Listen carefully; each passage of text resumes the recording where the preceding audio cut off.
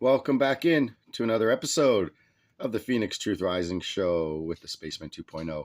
Here to help you grow in the knowledge and wisdom of truth, and the truth will set you free. With the best history lesson and spiritual insights on the planet, exposure of the Illuminati's plan of world conquest and control is the death knell to the New World Order. So we're going to get back into our flight instructions, the Phoenix Operator Owner Manual, and law number 9 in this book. You must not steal materially or emotionally. And get your Phoenix Journal by scrolling down below. See how you can get one shipped out to you today. And the proceeds, which is most goes towards actually the shipping, and but it's going to go towards future projects for the Educate for Life Wellness Retreat Center, where it educates people and helps them rejuvenate their energy and understand the true mysteries of creation. So with that being said, let's get back into you must not steal materially or emotionally.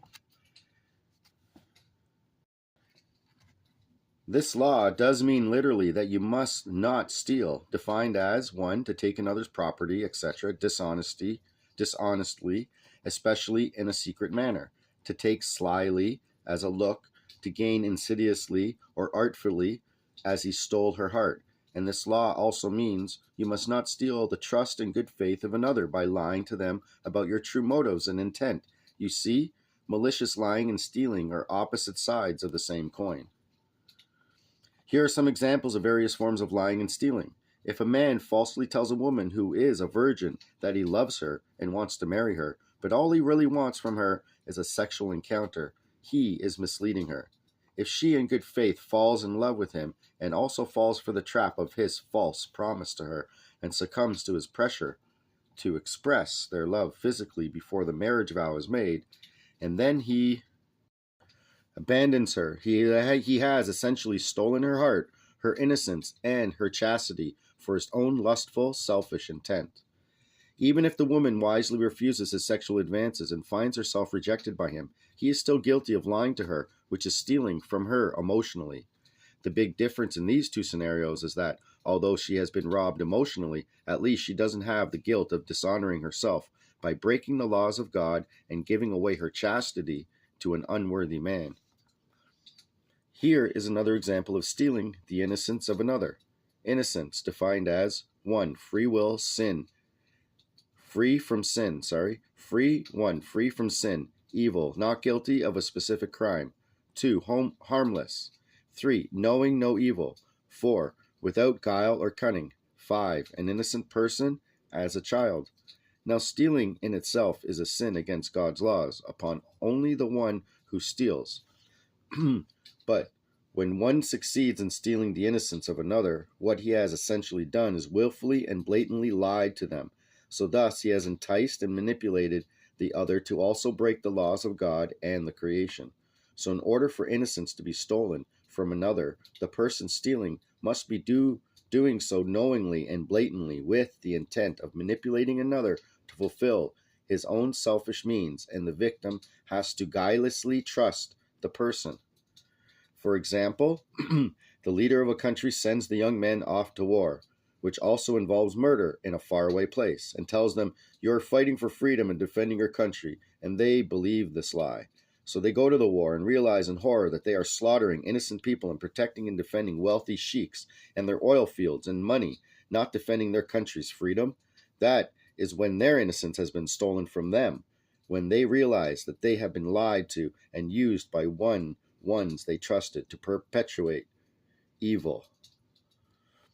And they know that once you have committed that murder upon an innocent, you know you've done that, your heart is very hard to get back to the trust and knowing of the oneness with God because your guilt and all this stuff. So they send the men off to war, hoping they can break that actual contract they have with God and their conscience because of the basically the PTSD of going through that action. Another example, say you're a child and you discover that your father has a girlfriend on the side. That is adultery, friends. When you face him with this, he tells you that you must promise him you will not tell your mother. He still loves her and doesn't want to hurt her and the family, etc. If you tell her, she will divorce him and. Well, as a child, you are devastated in your heart because your father has asked you to lie. But you promised him, and so somehow it would be your fault if you told your mother, and you certainly don't want to cause your parents to divorce. This is emotional blackmail, and the father has stolen the innocence of his own child by making her promise to lie and making her feel responsible for his irresponsible behavior, for what could happen if she told her mother the truth. Another perhaps more repugnant example, any adult man or woman who willfully indulges in the lustful coercion and manipulation of a child who trusts him, her to perform any form of sexual activities has most definitely stolen the innocence of that poor child. Here's another example close to the hearts of Americans. Your forefathers of the wondrous United States of America were inspired by God in the development of a most sacred Constitution and Bill of Rights in order to maintain peace and balance and allow you freedom and pursuit of happiness. Although not perfect, with the addition of certain amendments abolishing slavery, for example, it became the most important and protective set of standards for human rights, decency, and freedom in your current history on earth. Now, every person you elect into the offices of leadership, such as the presidency, vice presidency, Congress, and Senate, has taken an oath to uphold the Constitution of the United States of America. You see how it's spelled with capital lowercase? That's the real one. The corporate one where they do a little bit of a copycat, but they change words, is all capitals. We'll get into that another day. You, the people, have elected these leaders on the trust and good faith that they will honor your Constitution and Bill of Rights. You now have a president and a Congress who mostly support him, who has essentially nullified this U.S. Constitution by his executive orders in order to pursue the one world order, which has a new so-called constitution for one world domination. This is called stealing from freedom, America, and making you slaves. Are those so-called elected leaders who support this infringement on your U.S. Constitution honoring the oath they gave to you and to God? They are stealing your freedom, and worse than that, they are taking an oath and then they know they won't honor. That is called lying to you, the people, for their own selfish means. Check out the Cold Nidra, which means you can take any oath and do whatever you want, but you can lie behind your back from this Day of Atonement to the next. It doesn't even happen with the past. It's actually going forward into the future. So they're absolved of all sin going forward into the future by taking the Cold Nidra. It's absolutely amazing. Check it out. They're stealing your freedom, and worse than that, they are taking an oath and they know they won't honor. That is called lying to you, the people, for their own selfish means. Please do not confuse the ones who act by willful guile and deceit and stealing the innocence or possessions of others with the ones who truly believe a lie to be the truth and then pass on their false belief to others, for example, their children or students. This is simple ignorance of truth. And although it may or may not be acceptable to God, ignorance is not a willful act of stealing the innocence of another. Here's something else that is very important to remember and understand clearly. If one tells what he knows to be a lie in true self-defense, privacy, or for the defense, privacy, and protection of another, this is not against God's laws. This does not mean lying to maliciously deceive about evil, secret oaths, or activities, such as in the evil cult of Freemasonry.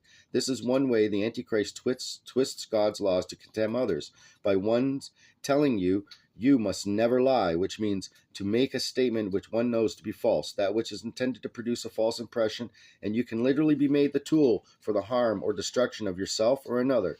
Let us give you some examples to think about. Let us say, as World War II, and the compassion you are hiding, in compassion, you are hiding a Japanese American family in your basement to protect them from being put in the camps. So the police come to your door and ask you if you have seen or know any Japanese people. Are you going to tell them the truth, knowing it will endanger your family as well as the ones you are protecting?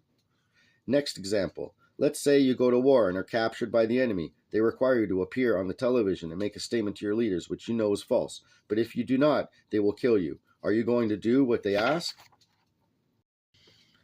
Here's an example given several times by hATON. Let's say our beloved Jesus Christ Son comes to your home and the authorities come looking for him, and you know it is because his persecutors do not want him free and alive. Are you going to tell them where he is? We will give one more example, which may become reality for many. Let's say your government institutes a draft requirement. Will your son, father, or friend refuses to sign up for the draft and decides to become a conscientious objector. Now, if the authorities call you and ask you where this person is, will you tell them? Now, when it gets a little sticky with God is when, for example, you witness a murder and you know the murderer, and because of your fear of being a witness and perhaps threaten yourself, you lie to the police and tell them that you saw nothing. Think carefully about this, because there are crimes committed daily against God's laws of balance, of which there are witnesses who are too afraid to tell the police. The criminal remains free to continue his crimes against God. Remember, you must understand the difference. We are not talking about witnessing the breaking of man-made laws, which may or may not be just and change continually with the times. We're talking about the breaking of God's laws, which do not change and are eternally the laws of balance within the creation. You ones also have something called little white lie, defined as a false statement made with the intent of being polite or kind. This is also called the social lie. Now, most of you ones do choose to politely lie to retain your privacy. This is one way, but there are ways to not lie and retain your privacy as well. For example, if someone asks you how much money you make or what you do with your time, you have several ways to respond. You can lie, or the considered direct but harsh responses, that is none of your business. But for those of you who wish to honor yourself and be polite to the other, you can say simply, please do not be offended, but I prefer not to answer that question as it does not concern you. There are situations which do fit the criterion of the white or polite lie. Although many of you ones do try to stretch the limits of those criterion, the key here is intent. Oftentimes, rather than honoring your true feelings, you will hide behind the white lie in order to keep your job. For instance, if you perceive your employer to be narrow-minded and tyrannical, and you are afraid of that by being honest and direct with your ideas and feelings you will be fired, you perpetuate the perceived tyranny against yourself by being polite and allowing it to continue. An example of a truly polite lie is this. When you know your mother spent hours preparing a meal for you, and you do not like the ham and asks you how you like your meal, and you say, it's excellent, although it is not exactly a true statement, your true intent is kindness and appreciation, is to honor what you know to be her feelings of love for you. So if you lie and your intent is to manipulate someone in order to selfishly achieve or receive something from them you desire, rather than acting with integrity and being direct, this is not a white lie. Remember this, you can lie to yourself or to another, but you cannot ever lie to God. You see, God always monitors and records your true intent in all situations he presents to you. So that being said,